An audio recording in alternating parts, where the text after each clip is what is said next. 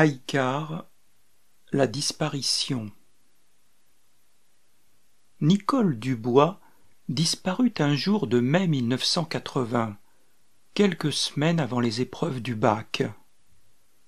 Cela nous surprit tous, mais à la veille de nos examens, nous étions trop occupés pour penser à Nicole. Quelques mois plus tôt, cette disparition aurait fait la une de la Gazette du lycée, car il ne suffisait pas à Nicole d'être une excellente élève, c'était aussi la plus belle fille du lycée, une beauté à couper le souffle. Je me souviens encore du premier jour où je la vis. C'était en septembre 1976, le jour de la rentrée des classes. Elle venait de Chécy, moi de Saint-Jean-de-Bray. Ma mère m'avait offert une mobilette pour le BEPC, une Peugeot 103. J'étais très fier de l'étraîner pour ce premier jour de lycée. J'avais environ 4 kilomètres à parcourir pour me rendre au lycée Jean Zay d'Orléans. À l'époque, tous les jeunes qui poursuivaient des études convergeaient vers un des lycées situés sur le pourtour du parc Pasteur. Je me rappelle encore qu'elle portait un jean moulant et un chemisier. De corps, elle était bien foutue, comme on disait à l'époque, sans cependant être un canon. Sa beauté, c'était son visage, un visage de star hollywoodienne. Elle avait les cheveux noirs, très noirs, et les yeux bleus, d'un bleu intense. La première fois où elle me regarda, je devins cramoisi. Par la suite, je devins excellent en mathématiques pour être sûr qu'elle s'adresserait à moi pour les problèmes les plus complexes. Mais la concurrence était rude, car il y avait Alain Thévenot, un futur diplômé de l'école des mines de Paris. De la seconde à la terminale, je la vis s'épanouir, devenir toujours plus belle. La jeune écolière timide que j'avais connue en seconde osait maintenant des robes magnifiques et des chapeaux assortis. Je la revois encore s'asseoir sur le grand banc de la cour dans une magnifique robe blanche à fleurs rouges assortie d'un chapeau à larges bords. Quel garçon oserait s'asseoir à côté d'elle sur le banc? Nous en rêvions tous, mais il fallait beaucoup de courage, car tous la regardaient. Généralement, une de ses copines la rejoignait. Même les professeurs étaient sous le charme. Je me rappelle un jour du professeur de physique, lancé dans une démonstration complexe, s'exclamant tout à coup en tapant sur le bureau « J'espère que ça va marcher, je touche du bois !» À ce moment, Nicole leva les yeux et le regarda.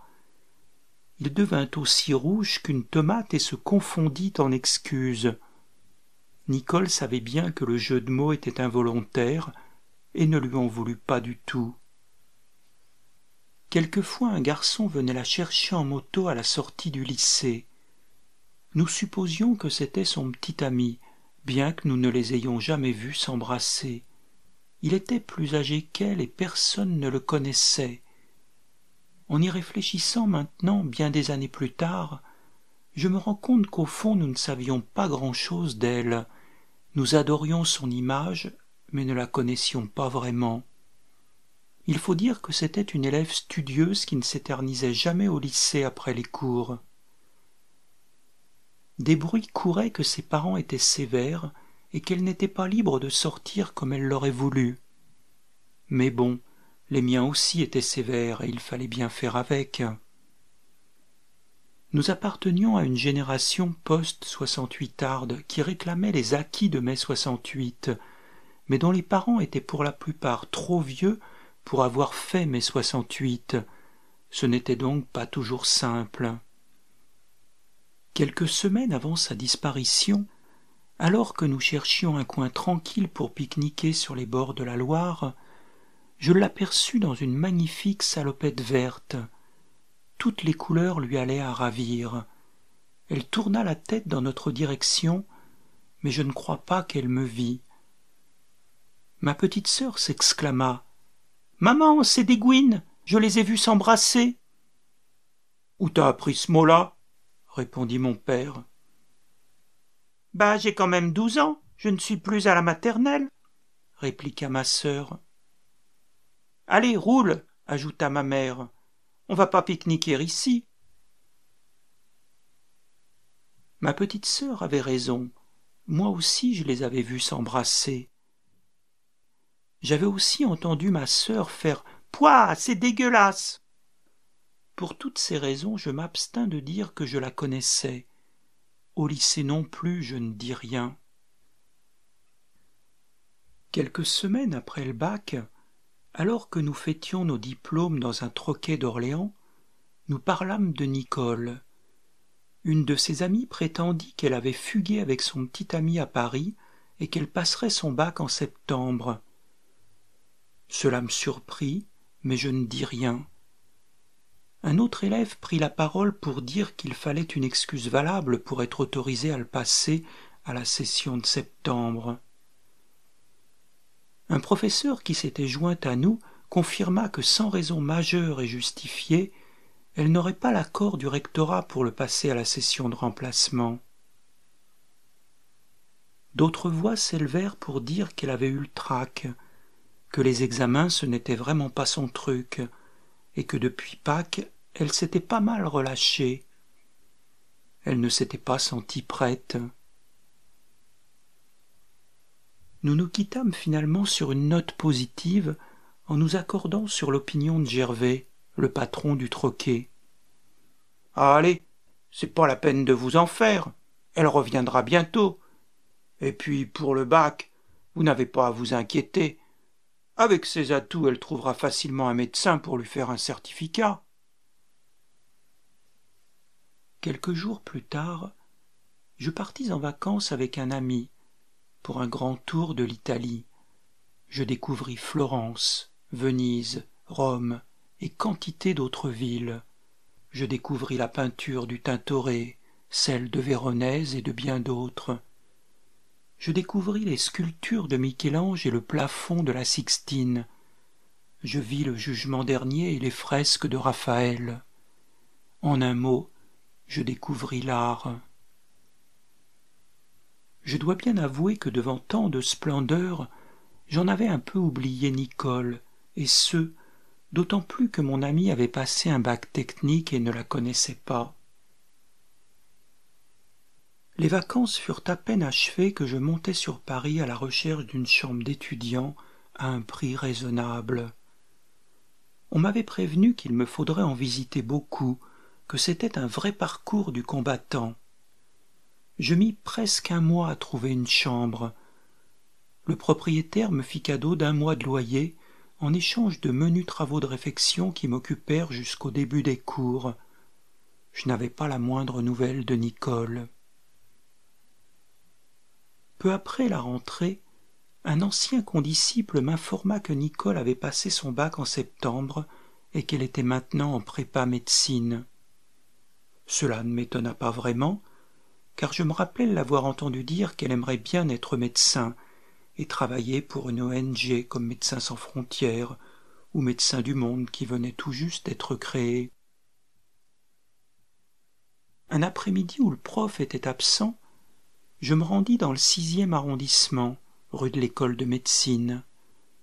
On voulut bien me renseigner, mais la personne de l'intendance ne trouva pas son nom sur les registres. J'essayai d'autres facultés sans plus de succès. Je n'eus pas d'autres nouvelles avant les fêtes de fin d'année. Il faut dire que les relations avec mon père n'étaient pas simples et que je faisais tout pour l'éviter.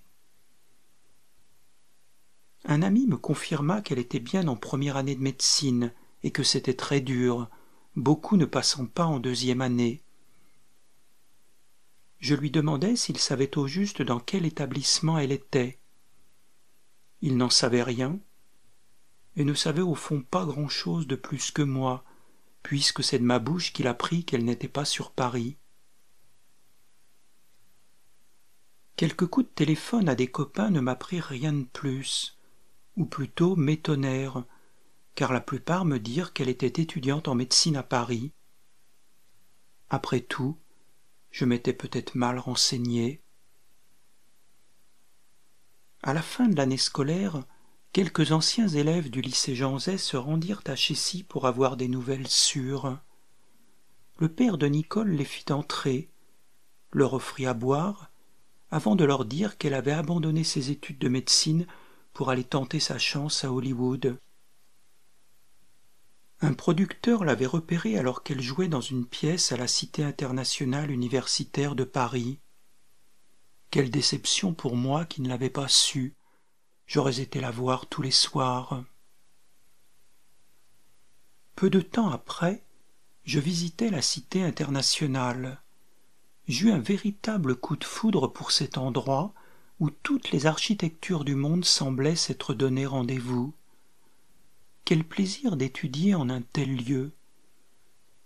Je me rendis au théâtre de la Cité où un étudiant me remit le programme de l'année passée. Je m'assis sur un banc et commençai à le lire minutieusement, explorant attentivement la distribution de chaque pièce. Au bout d'une demi-heure, j'en étais sûr, Nicole ne figurait nulle part. Joachim, l'étudiant qui m'avait donné le programme, ne fut pas étonné et me dit que nombreux étaient ceux qui choisissaient un nom de scène. « Me voilà bien avancé, » lui dis-je. Je lui dis que Nicole ressemblait un peu à Nathalie Wood et qu'elle pouvait avoir le regard de braise de Jennifer Jones dans Duel au soleil. Il éclata de rire et me dit « Alors là, je peux vous garantir qu'elle n'a pas joué ici parce que je m'en souviendrai. » J'affichai une mine déçue et il ajouta « Non, je blague, je n'ai vu que quelques pièces et puis je ne suis arrivé qu'en cours d'année.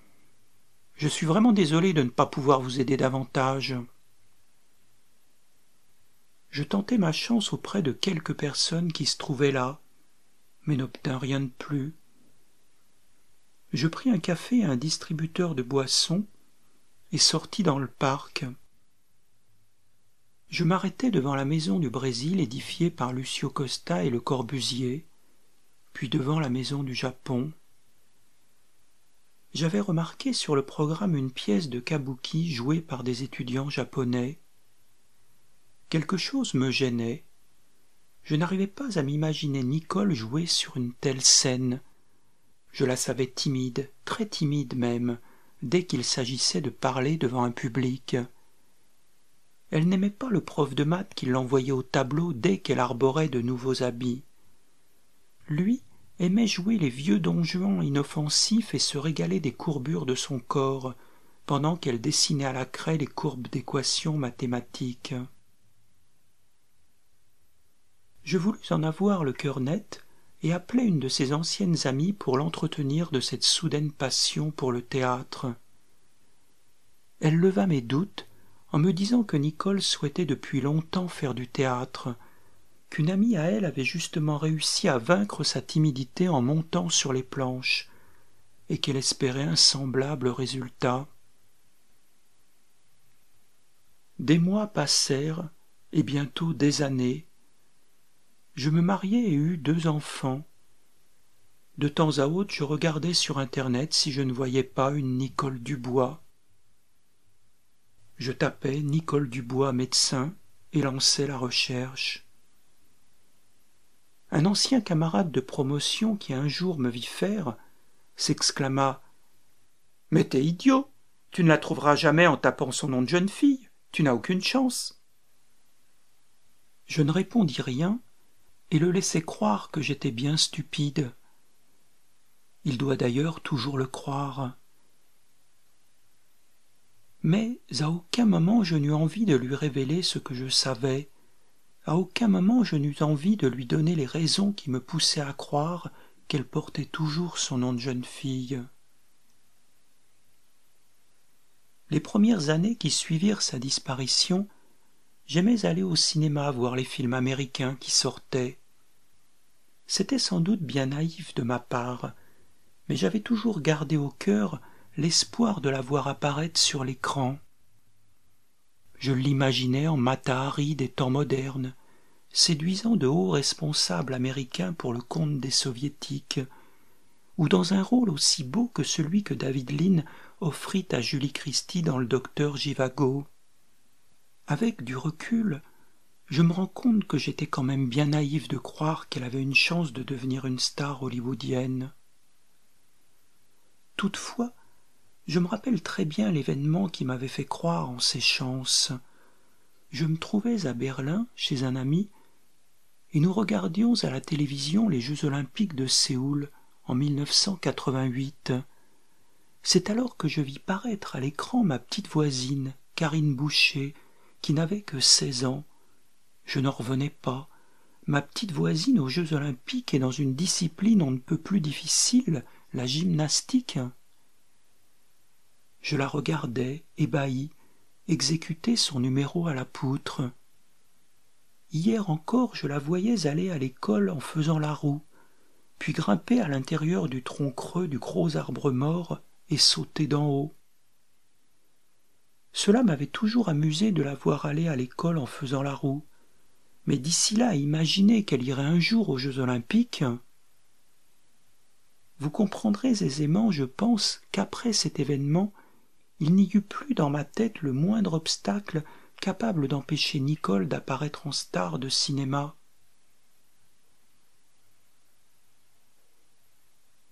Malheureusement, la vérité n'était pas là où on le croyait. Nos belles illusions s'effondrèrent en juillet 2015. Mon père me téléphona un soir pendant la canicule. Ils avaient de la chance, fenêtres et volets fermés, il n'avait que 25 degrés Celsius, alors qu'à Paris, même en fermant tout, la température intérieure avoisinait les 30 degrés. J'avais acheté un brumisateur, confiant en la publicité qui promettait une baisse de température de 6 degrés, mais le thermomètre ne descendit jamais en dessous de 29. À un moment, mon père me demanda si j'avais connu une Nicole Dubois qui avait le même âge que moi et avait été en cours au lycée Jean Zay. « Bien sûr que je l'ai connue, nous étions dans la même classe. »« Eh bien, ils viennent de retrouver son corps. »« Quoi ?» m'exclamai-je. Elle était enterrée sous une dalle de béton qui servait de terrasse. Les nouveaux propriétaires l'ont cassée pour creuser une piscine, et c'est là qu'ils ont fait la macabre découverte. La police a très vite retrouvé les anciens propriétaires, et le père a tout avoué. C'est lui qui aurait tué sa fille sans le faire exprès. Il se serait mis en colère après avoir découvert qu'elle était lesbienne, et l'aurait frappée.